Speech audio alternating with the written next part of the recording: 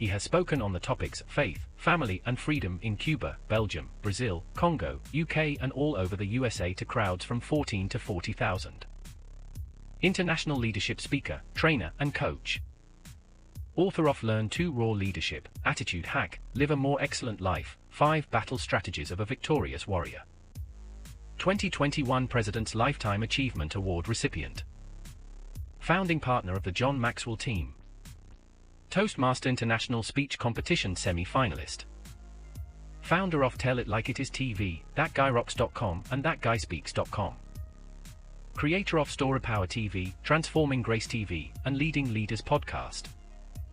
Producer of 4 TV programs and podcasts for Liftable TV and World Trumpet Television as well as multiple social media channels. Please help me welcome J. Loren Norris.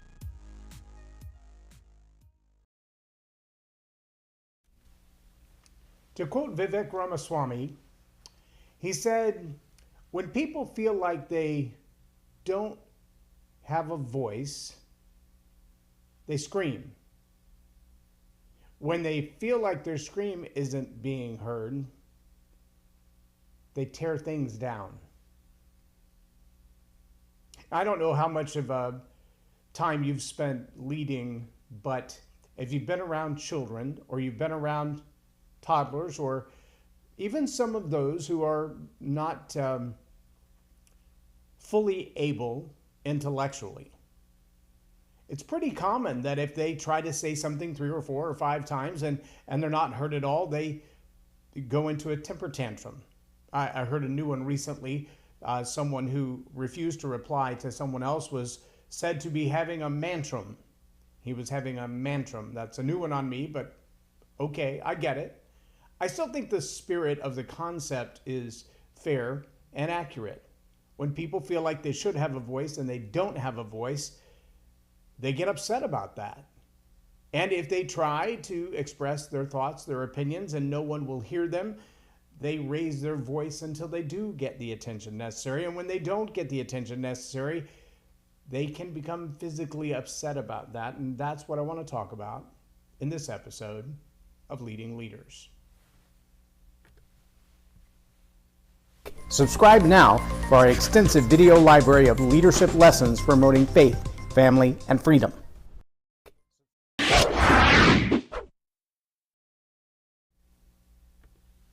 I'm J. Loren Norris with Leading Leaders Podcast, and I can tell you, having raised 4 kids of my own and a handful plus of other people's kids, and now 10 who call us Lolly and Poppy, I have experienced the terrible 2s and the tremendous 3s as they learn to have their own voice. Young people are very determined sometimes to get their way. Very determined that their ideas, their opinions, their thoughts will be heard. And it's easy to write it off when they're 2, 3, 4, 5, even 7, 8, 9, 10 years old. It's a little more complicated when they get into the early teens or the late teens, because when they make that escalation from I'm not being heard to I raise my voice, they can get really loud. And when they make the next escalation from raising their voice to physicality, it can get downright dangerous. That's when furniture gets broken and things get torn up in the home. And if it's a behavior that isn't controlled, it can lead to domestic violence and riots in the streets and all kinds of stuff. But see, there's a balance of how we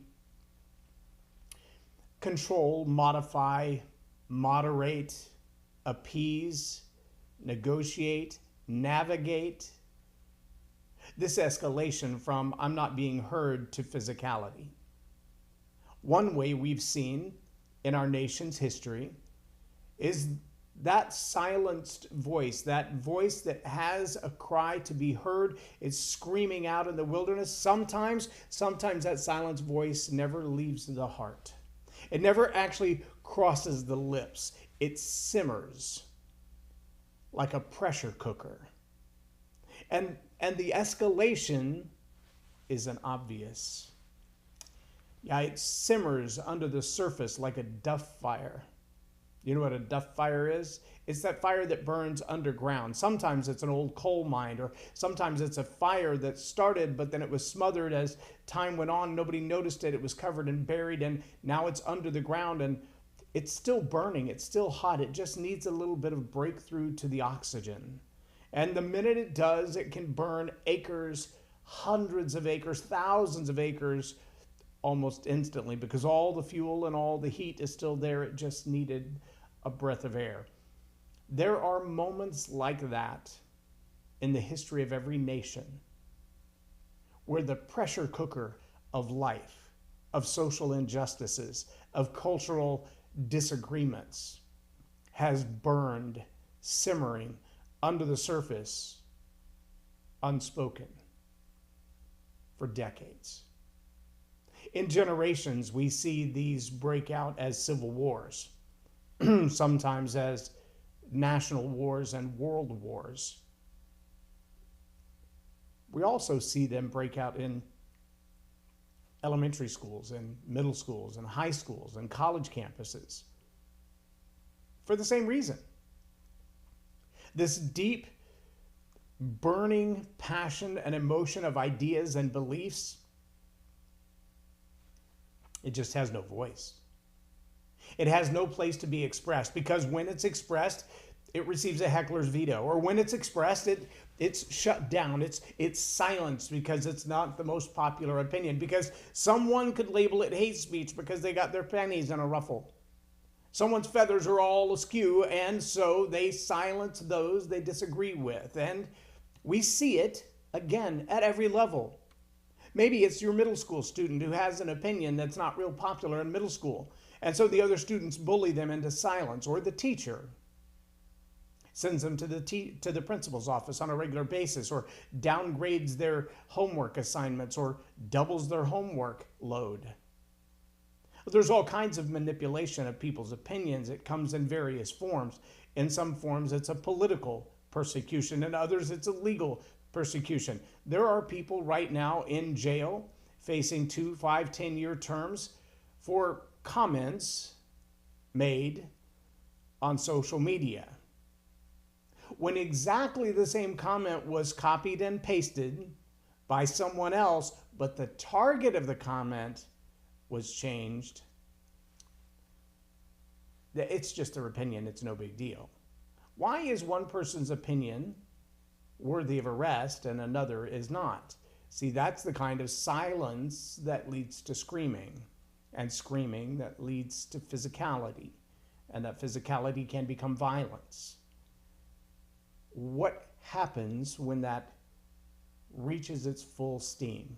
Well, like a duff fire, you can go from "I didn't know there was a fire" to 1,000 acres on fire in seconds. It's not an exaggeration. Do a little research on it. It's like an emotional BLEVE. Look that one up. BLEVE, boiling liquid evaporating vapor explosion. It's when something is burning under the surface. It's getting all steamed up under the surface like a pressure cooker without the little wheel on top to let the steam out. When it goes bad. It goes ugly. So how do we alleviate that? How do we relieve the pressure? What do we do to keep that fire from spreading, that boiling liquid from exploding, that pressure cooker from detonating? Well, the answer might surprise you, because it's not as complicated as many would have you to believe. It's to shut up for a minute and listen, to allow the voices that you may not agree with to be heard, to tolerate for the moment the things that you might say, "I hate the fact that you have that opinion. I hate the fact that that opinion is had by anybody. I hate the fact that you have a chance to espouse that opinion, express yourself. I don't want to hear it." That leads the silence to screams to physicality. On the other hand, listening to an opinion that might offend you, listening to an idea that you cannot get on board with, listening to a belief system contrary to your own. You know what causes most people not to listen? It's the ego. Not a giant ego. Sometimes it's the fragile ego. Let that one settle in for a minute if you're a leader, because many leaders struggle with insecurity, and insecurity is an issue of a fragile ego, and a fragile ego leads to a bully pulpit, and a bully pulpit leads to silencing others so that your opinion remains predominant. Insecure leaders with a fragile ego don't want to hear the opinions of others. They can't afford to, because they might be challenged. They might find that they were wrong. And when that's the case, then they have to question their own beliefs, their own ideas, their own opinions. How did I come to this conclusion? And leaders with a fragile ego have a really hard time doing that. If you're a leader who finds himself in a place where the spirit of free speech and debate is threatening, you're a leader who needs to check your ego. You're a leader who needs to do a little work on your own insecurity. You're a leader who needs to spend a little time asking the tough questions like, how did I come to the conclusions that I have? What if I'm wrong? What if I missed something? I tell a story often of a young man that I sat and had coffee with in a Starbucks. It's been probably 5 or 6 years ago now, maybe longer than that. And as we sat there, he looked at me and he said, I just can't believe they want to outlaw an article of clothing. And I said, I have no idea what you're talking about. And he went on to explain to me the persecution of many young black men who are wearing hoodies in public places. And there are places where you just can't wear a hoodie inside the building. You have to take it off when you come in the door and throw it over your shoulder. And he said, it's the most ridiculous thing ever. I'm a grown man. I like to wear my hoodie. My head gets cold because I keep it shaved. I said, okay, so what's the issue? He said, they're not targeting the hoodie, they're targeting young black men. And I said, I don't know that to be the case. I'm not inside the head of people who put up those kinds of signs, but I think people are really more concerned about getting back to the day like Mayberry, where you could run to Aunt B's at any moment and get an apple pie. You leave your keys on the dashboard of your car and leave the car unlocked and no one would take it. And life was just simpler then. And he looked at me and challenged my worldview. He challenged my belief system. He challenged my ideas. He challenged my opinions with a single question.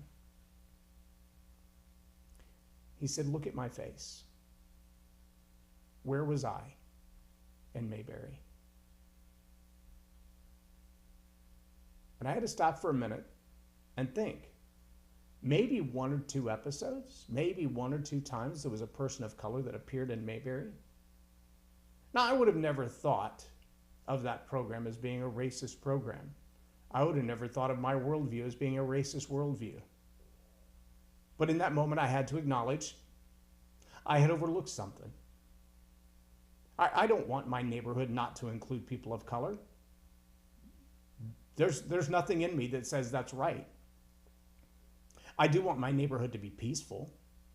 I want criminals to go to jail. I want people who are law-abiding and free-spirited to live their life. I want the law to not overreach into business that's not their own. But I'm not asking for segregation from other humans. I'm asking for law to be upheld and criminals to pay the price for bad choices. I don't care what their skin color is. But see, that viewpoint of, I want the world to be like Mayberry, didn't express that to him. What it said to him was, I wanted to go back to a whitewashed world where there was no one there of color. Those are 2 different opinions looking at the same scene. I had to be willing to say, and I'm glad that I did, that's not what I mean by Mayberry. I don't mean a whitewashed town. I mean a town of a simple life. I mean a life where everybody goes about their business and everybody knows everybody, and that's cool. And there are not a lot of people screaming to be heard. Not audibly, not physically, not in physicality. They're living their life. They're voicing their opinions. They're getting what's due them. And that's the way it should be. That's what I would like to see in this world. Vivek Ramaswamy makes a great point when he says that free speech and debate are critical to the survival of the American way of life, critical to the survival of our culture, of our civics. Oh, and by the way, Vivek is a person of color, a first American-born generation of immigrants. I think there might be something worth listening to for a man whose parents came here for an education, and he built a multi-billion-dollar company as a result of the strength of education and opportunity given in America. And I believe his voice should be heard. I also believe there are a lot of people who would love to silence him because they disagree with some of his opinions. That's not a good thing.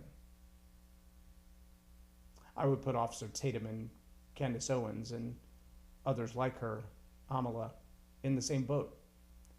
They have great and strong opinions. They have great ideas. They have ideas that are not popular among certain ilk of people. And unfortunately, that ilk of people who disagree with some of their opinions have the power to silence through social media, through regular media, through the ability to control the microphone. I'm glad they have a voice. I'm glad they have a platform for a voice, even when I disagree with their opinion. I could take you over, that camera won't move, but I could take you over to the bookshelf and show you that I have a collection of all kinds of books. And many of those books are worldviews and ideas that turn my stomach. But I read them and I listen. I want to hear their opinions and how they came to their conclusions. And some of the things they believe and espouse, I just can't get on board with. They still have the right to say it. I don't have to agree with them. I don't have to like them. But I do have to love them. And I will. I will love them. Some of them from a great distance. If your ego is so fragile as a leader that you can't listen and give voice to those who are seething on the inside, Columbine is days away. It's just a reality. But as a leader, it's your job to make a pathway for their voice to be heard, to make room for it. Whether it's a town hall, or it's through your HR policies, or it's to sit down over a cup of coffee with someone you may not agree with. Take the time, make the trouble, make the effort. Free speech and debate, they may challenge your beliefs and your ideas. And that'll make you a better person. That'll make you a better leader. I'm Loren Norris with Leading Leaders Podcast for Tell It Like It Is TV. Have a blessed day.